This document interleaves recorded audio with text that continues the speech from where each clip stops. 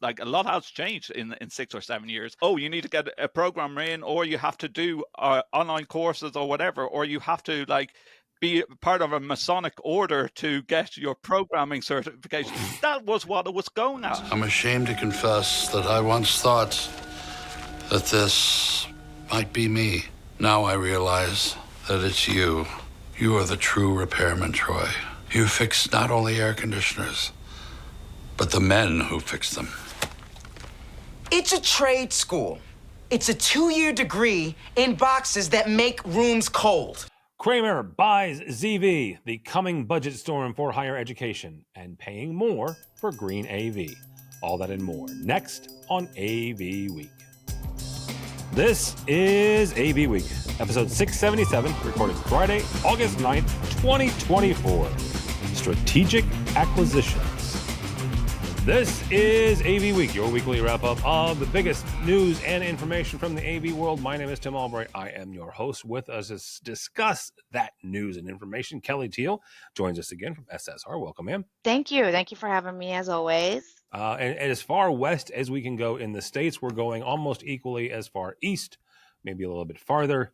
My buddy Justin Dawson from Ireland. Welcome, sir. Thank you for having me back again, Tim. Absolutely. The Technical University of Dublin is where Justin works. Also, he has a podcast. DCU, Dublin City University. Update your CV, Justin.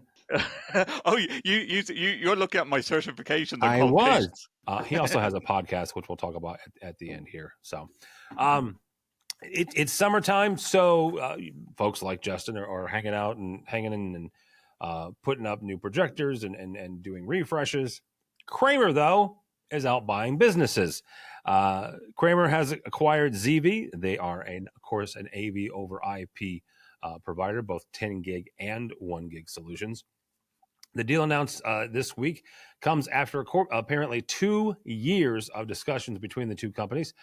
The acquisition is part of Kramer's quote-unquote broader strategy to expand its footprint in the AV over IP and UC markets, following its recent acquisitions of UC Workspace and Ashton Bentley.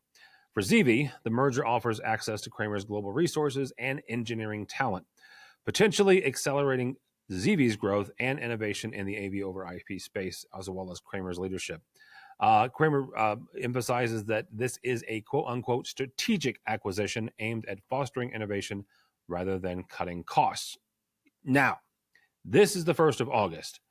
You're going to expect to have the name ZeeVee, the company ZeeVee, for at least a year. This is Tim's 2 cents. This is Tim's pontificating for a second. Typical acquisitions, it takes about a year for everything to shake out. I am not sitting here saying, oh my God, they're all going to lose their jobs. I'm not saying that. What I am saying is Kramer will have to make a decision in about a year whether the brand, the technology that ZeeVee has, to brand it quote-unquote Kramer or keep it ZeeVee. In other words, keeping the company technically separate, but integrating it into Kramer.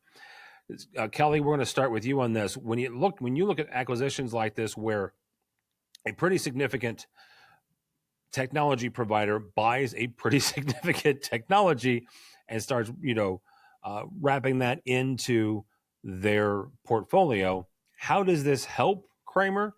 And how may it potentially hurt Kramer?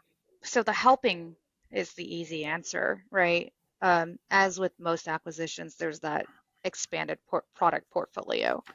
I think their expertise in the signal distribution will complement the Kramer's existing product lines.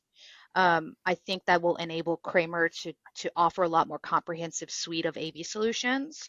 And then there's that, of course, what they're always searching, which is that increased market presence.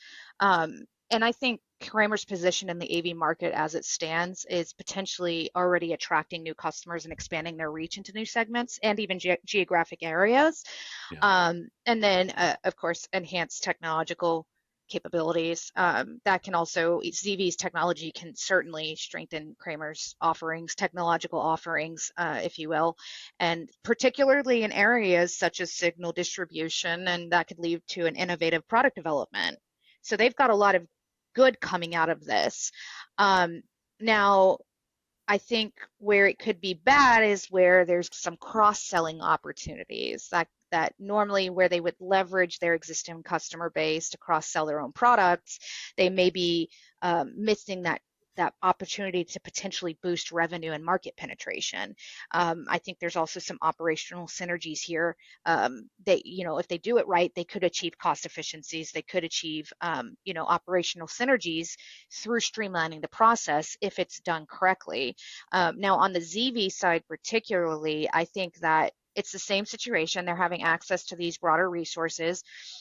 Kramer and ZeeVee may benefit from, financial resources, advanced R&D facilities, larger distribution network, and then there's that enhanced market reach also for ZeeVee as well, and increased innovation. So I think they all have the same positives, and I think the negatives are going to go for both. I mean, there's that potential integration challenge there too. There could be challenges related to integrating ZeeVee's operations, their culture, their systems with the Kramer's existing structures. I think that's going to be the biggest downside to this for both of them. More so for ZeeVee, but definitely for both of them. There will be this increased competition. There is going to be a broader trend of consolidation in the AV and IT industry and market, which may also impact them smaller competitors and the market dynamics. And I think it's a good thing. I think it strengthens both companies' positions in the AV market. I think it will lead to a more integrated and competitive landscape. But when they acquire companies like ZeeVee, the decision to go and essentially rebrand or continue under the existing brand name, that's going to largely also depend on several strategic factors. And that's, we could go through an entire list of, unified brand identity, strategic positioning, preserving brand equity. So I think there's some challenges in those areas as well. You bring up brand equity, and Justin, I am going to get your 2 cents on this, but doing some reporting this week, there are no hard, fast numbers. There's nothing official here, kids. So take this number with a grain of salt. But in talking with a number of integrators, I'm getting roughly 25-30% market saturation for ZeeVee, is what I'm hearing right now. Kelly's right. There's a list of AV over IP providers, right? And I can list off, you've got Crestron, you've got Extron, you've got QSYS, you've got a number of providers that I'm probably going to get yelled at for forgetting off the top of my head. But you've got all these folks. ZeeVee is absolutely one in there. Visionary Solutions is in that mix as well. So 25% feels about what I'm hearing, Justin. When you look at this and you look at an acquisition, and specifically about Kramer, acquiring ZeeVee, certainly ZeeVee is on campuses around the globe, a lot, quite a few in the U.S. What does an acquisition like this do to customers that have this technology on their campus deployed already and supporting that may or may not be a Kramer house? Well, exactly. Well, that's what I was going to get to at the end there, Tim. Like, even if you're not a Kramer house, we need to step away from, so a lot of integrators in Ireland, especially, they sell the one box, the one company, the one box. Yeah. Now you can guess which ones these are. But, in some of the other stories we're going to be talking about in this podcast, we're talking about budgets across universities being slashed. Now, does that mean the cheapest route is the best route? No, it doesn't, right? But it gives flexibility. And I want to wind it back a bit at the moment and just say, Kramer didn't just do this overnight. No, it took them 2 years. It took them 2 years, right? And you look at some of the stories that came out around Infocom. We all know what the stories were, that Kramer had fallen out of the top 4. And, people say, well, hold on a minute. Was this a rush plan to buy an, as you say, it took 2 years to do. They've done their planning. They've done their homework. They bought into ZeeVee. Yeah, maybe ZeeVee was falling down in the market shares as well. But, buying a company like that it's not just all about the product. It's about the experience of the staff that are there. And these staff that are there could create a new product, or solution. I always go back to, in the higher ed type of vertical, the most important thing is being able to provide hardware and software that is user friendly. Now, not even like me as an AV manager can use, but the end user can use, and we have to get away from this model of we have to hire in the integrator that's going to program the box, and it's going to cost us €800 a day. We need to get to that stage where whether it's open source or whether it's online programming that is simple, straightforward to create a matrix that can provide. We're getting there, dude. And we are getting there. And I have to say, where that's going to be hard hitting, Tim, is going to be the other top 4 that are still not providing that type of solutions. I would, okay, let me push back slightly on that, Justin, because if you look at you look at the biggest booths at Infocom, right? And I'm not going to make any category adjustments here, just the biggest booths at Infocom. Those companies are primarily turning into software companies. Yes, they still make hardware, right? The 2 biggest microphone companies in the world, I'm not going to name them, but you know who they are. Those folks are more likely to be software engineers than they are hardware engineers. Now, you have you have Crestron, you have Extron, you have Harman, you have QSYS. Those companies have leaned more into software. You look what Harman did during COVID. Their platform right now I could program an AMX, right? And that's saying something, right? Because it is more configurator based now than it was even 3 years ago. And it's so important that it is going that way. Like if you take a step back, from the time that I went from private sector into higher ed, it was still that type of approach of going, oh no, I'm talking about 6 years ago. Like a lot has changed in 6 or 7 years of, you need to get a programmer in, or you have to do online courses or whatever, or you have to be part of a Masonic order to get your programming certification. That was what it was going at. It has got more flexible. It has got more software based. It needs to get more software based. I believe that a lot of the top 4 sell the same box that are the expensive boxes on the wall, not looking at the smaller solutions for classrooms and meetings that the likes of Kramer and ZeeVee will be able to offer. No, well, we will have to see. Well, I'm serious. We'll probably look at another year or 2 years before this whole thing shakes out. But can I just touch into what will the name be? I still think it's going to be Kramer all over. That would be my prediction. That would be mine as well, right? They've got the new software solution now called Panther. That is their push more into software. I would agree with you, but again, we'll have to wait for a year to see whether or not Justin and I are right or wrong. We've got a new study coming out from Sony Professional Displays and Solutions Europe. It has revealed that businesses, according to the study, are actually willing to pay more for sustainable AV products. The research, which surveyed over 1,000 AV pros across Europe, found that 80% of companies would pay at least a 20% premium for quote-unquote greener AV solutions, and more than a third would pay over 50% more. 85% of the respondents considering a provider's sustainability practices when choosing partners, and 79% would just kind of piece out a company who did not have any green credentials at all. Sony says that this is a quote-unquote wake-up call for AV providers to step up their sustainability game, while industry experts view it as a sign that eco-friendliness is no longer just a nice-to-have in the tech world. Justin, bottom line, are you paying more for something to be sustainable? Now I'll go down this route. It's a yes or no question, Dawson. Okay, no. And the problem is, we're getting to that. I think we mentioned it already. Budgets have been slashed and slashed again in higher ed. And I don't think it's just an Irish thing. I think it's a UK thing. I think it's an American thing as well, that budgets have been slashed. So as that happens, no matter how much I like a box or how much I like a product, having to explain to management why we should be buying this solution is incredibly difficult in higher ed at the moment. So hang on for a second. Are they, though, putting pressure on you to get sustainable or green solutions to have less energy usage?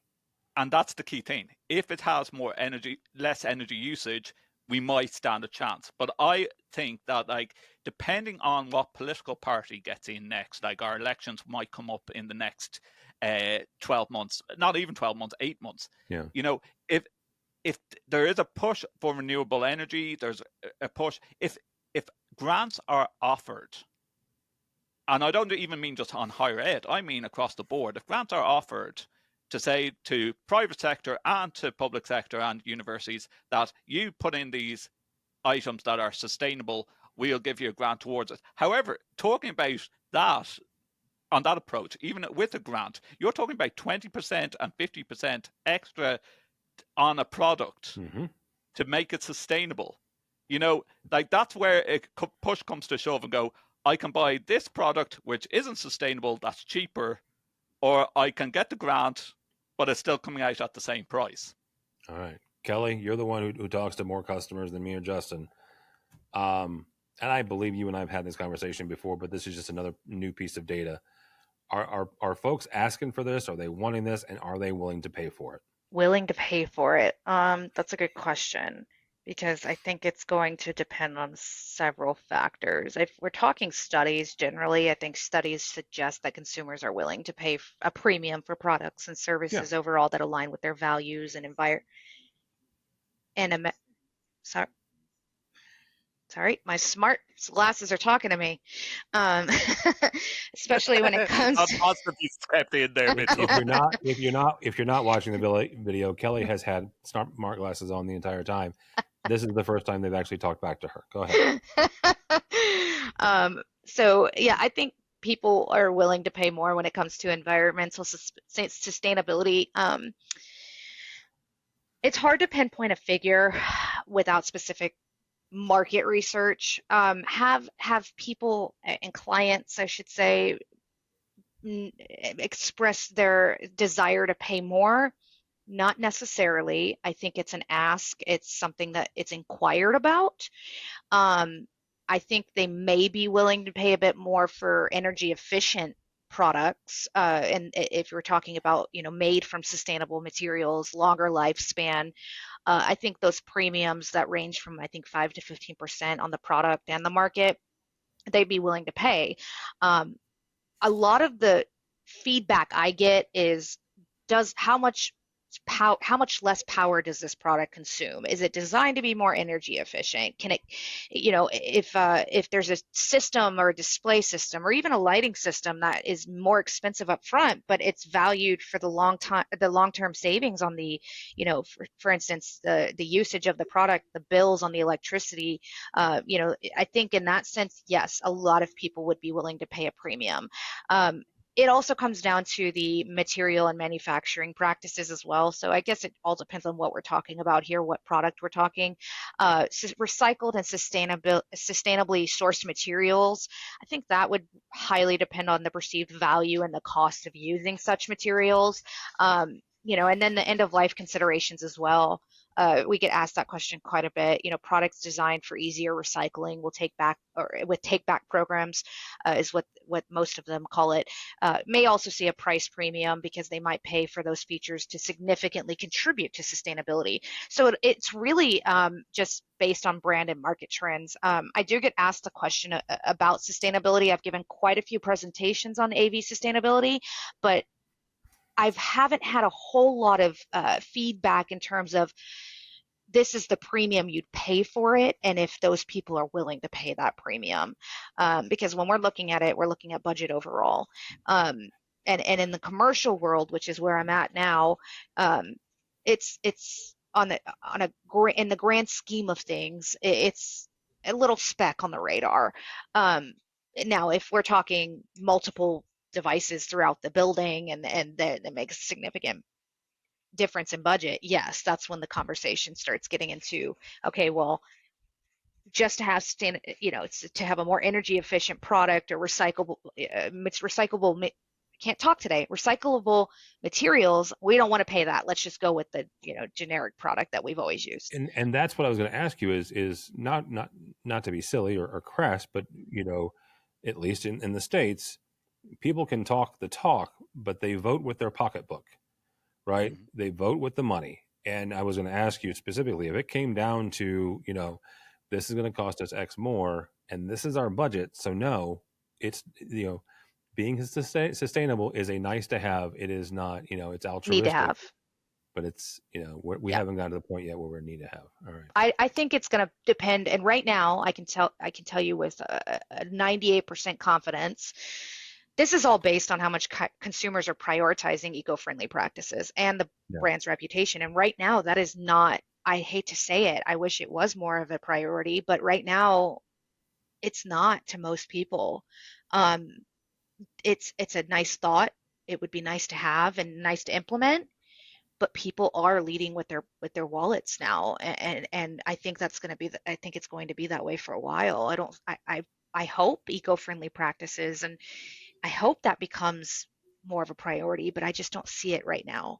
Well, it will when the provost, the president of the college, the president of the CEO of the organization realizes how much energy they're spending, and once they get it's to power that point, consumption, Tim. yeah, It's all power consumption, right? When you can tie power consumption back to paying 10 or 20% more for X product, whatever that X product is, I don't care, and you can say, okay, Mrs. President of the college, this is how much you're going to save versus how much you're spending, then yeah, they'll get it then, but not until then. And we need a better pricing structure than what people pay for solar panels, where my energy bill is $60, but I'm paying $200 a month on financing these things. I mean, it's got to be a better pricing structure than that, because at that point, it's not worth it. We need a better calculator. Yeah. All right. Last story. Mitchell will put a link to this. I was awfully proud of this, not because of something I did, but the folks that contributed to this story on higher ed. Fantastic group of folks. But we sat down with a bunch of them and quite frankly asked them what some of the issues that are facing their campuses. One thing that came really, really apparent is what Don Merritt from University of Central Florida, he's also head of ETC, he called it the HEERF hangover. Basically, it's this, and I love it because it's alliteration and all that jazz. You've got in the States, and we confirm with Justin, and we'll get to him in a second. In Ireland, they got this as well. In the States, a big bucket of money was given to higher education during COVID. Justin, we can debate about how much that big was, but it's still a big bucket of money, right? That's great. Awesome. You got your higher ed place, you're at a university or a college. You got a big bucket of money to go do some upgrades, do some new spaces, this, that, and the other. However, when those systems come up for refresh, and that's 5, 7, 10 years, I don't know what your refresh cycle is, but you got something there. That money will not be there, and that is bad. Institutions are already cutting budgets for training, for travel, for personnel, and in about 5 years, they'll have to either cut more to meet those refresh cycles, to get that the brand spanking new stuff that was put in 2 years ago. They're going to have to either replace it or say that those rooms no longer exist, or make them last longer than they should. So Kelly, talk to your clients here, right? To talk directly to higher education and to folks here. What can people do from either a budgeting standpoint or offset budget concerns for this upcoming issue that they're going to have? I think there's a few things that need to happen first and foremost. They need to implement life cycle management. And the reason I say this is because they need to adopt a structured life cycle management approach to maximize the use of its existing technology, right? Many organizations will provide financial support for technology upgrades, as we spoke about, but regular maintenance and updates can extend the lifespan of that equipment and that software. We also just in general need to encourage cost-saving behaviors, cost-effective practices such as equipment handling, energy conservation. Just that awareness in general can lead to less wear and tear and lower operational cost. Regular review and budget adjustments, just expenditures to identify areas where savings can be achieved based on real-time needs as it stands. And then I think, just encouraging the cost saving behaviors. So grants and external funding are kind of on the back end. That I feel like that's already something that's implemented. Collaboration and shared resources, increasing that, partnering with other institutions or organizations that can lead to shared resources and bulk purchasing discounts. Collaborative agreements can help in obtaining better pricing on both the hardware and the software. And then you can also leverage open source software as well. So alternatives such as, you could significantly reduce software costs, but many open source tools are robust and community supported as well. And that offers a viable option for institutions with limited budgets overall, but you can also look at cost-effective options such as scalable solutions that can long-term, can pay for what they use and adjust the services as needed. So that's more of a what kind of effort can we put into cutting down on costs, saving money. I mean, a lot of this is going to be behavioral based, and then a lot of it's going to be, okay, what can we do to get discounts? What can we do to keep the longevity of this going? What can we do, to prioritize and plan? And I think a clear strategy that prioritizes critical updates and aligns with institutional goals and a well-defined plan can help in making informed decisions about what to refresh first and what can be deferred.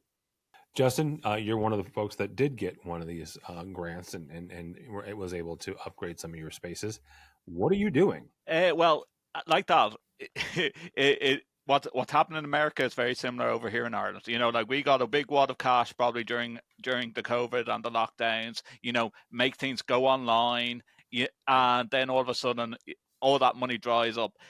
I think a lot of universities, whether you're in Ireland or America or anywhere in between, it was the fact of like the supply chain issues during COVID. Then people were buying in a hurry, whatever they were able to buy. There was a couple of products that were brought out that were really in beta stages, to do, whether it be over Teams or over Zoom. And then these products were never supported afterwards. I don't need to name manufacturers. There's several out there that we know of that had these type of products that, as soon as COVID ended, we had this brand new product. We're not going to support this product anymore.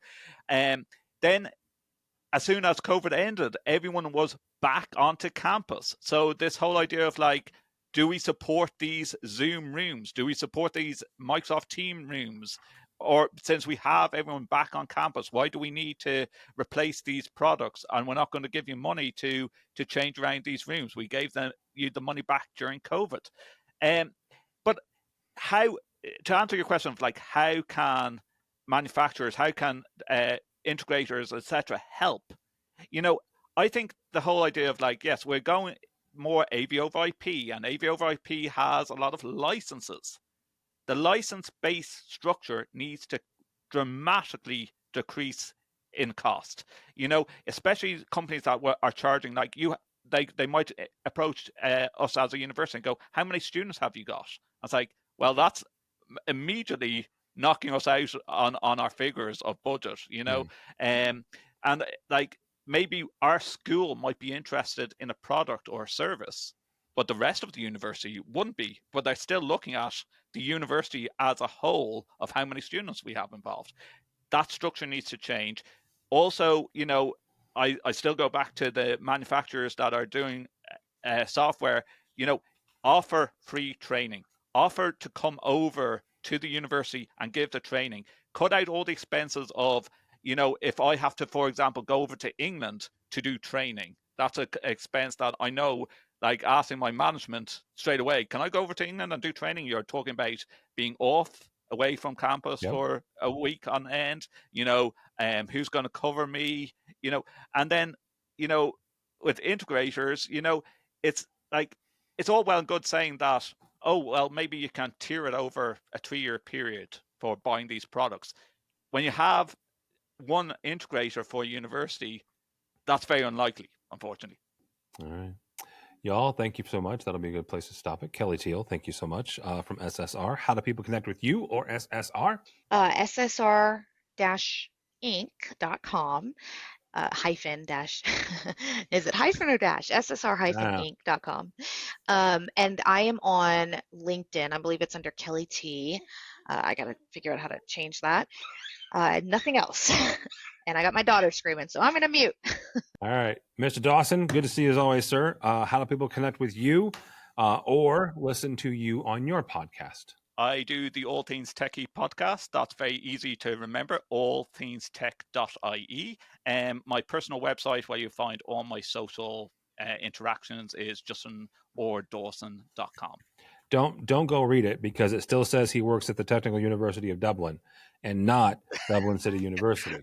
I've got to take a screenshot of which that. Which is where I got that information just this morning. I just wanted you to know. So you might want to... Sack your researchers. All right. My name is Tim Albright. Don't follow me anywhere, but go by the website, AVNation.tv. That's AVNation.tv. You'll find this program and a host of others. We've got a Women in AV with Erica Carroll. We've got an education podcast called EdTech with Aaron Moran. My buddy Steve Greenblatt does one on control and automation called A State of Control. And of course, we've got ResiWeek. Speaking of ResiWeek, I will be in Denver the 5th through the 7th of September for CEDIA and CI Expo. Our buddies over at Commercial Integrator started that last year. So you've got the CEDIA side, which is the residential side. You've got the CI side, which is, of course, the commercial side. And my favorite part, which is dead smack in the middle, I still say that Resi-Mercial is the thing. So you can come argue with me the 5th through the 7th in Denver. So all that and more at AVNation.tv. That's AVNation.tv. Thanks so much for listening.